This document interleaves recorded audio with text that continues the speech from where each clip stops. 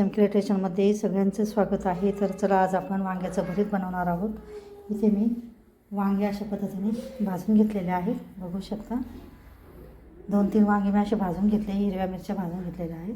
कांदा, हिरवी मिरची, टमाटे, लसूण आणि कांद्याची पात अशा पद्धतीने मी वरची साल काढून घ्यायची आहेत. इथे बघू शकता इथे मी तेल घेऊन त्याच्यामध्ये जिरे मोहरी टाकून घेतलेले आहे. कांदा टाकून घेतलेला आहे. कांदा असा छान आता परतून घ्यायचा आहे. थोडा लाल झाला की आपण याच्यामध्ये टमाटे टाकून घेणार आहोत. पण टमाटे पण टाकून घेतलेले आहेत. टमाटे पण असे छान परतून ठेचा केलेला टाकून घेतलेला आहे. कांद्याची पात टाकून घेतलेली आहे. आता आपण वरून कोथिंबीर पण टाकून घेणार आहोत. इथे बघू शकता आपण आता फोडणीमध्ये 2 चमचे तेल घेऊन त्याच्यात जिरे मोहरी टाकून घेतलेली आहे आणि कांदा परतून घेतलेला आहे. टमाटे पण एक टमाटा टाकून घेतलेला आहे आपण आणि कांद्याची पात, हिरव्या मिरचीचा ठेचा, लसूण टाकून आणि आता कोथिंबीर टाकून घेतलेली आहे. इथे बघू शकता कोथिंबीर पण अशी छान परतून घ्यायची आहे आणि आता आपण बारीक केलेलं असं वांग्याचं भरीत हे टाकून छान मिक्स करून घ्यायचं आहे. असं छान परतून घ्यायचं आहे.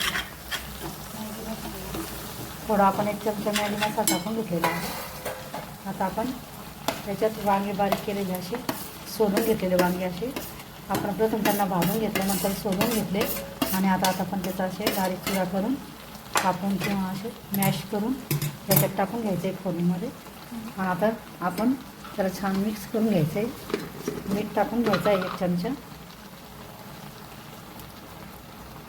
अशा पद्धतीने आणि याला मीठ टाकून झालं की आपण याला छान असं परतून घ्यायचं आहे.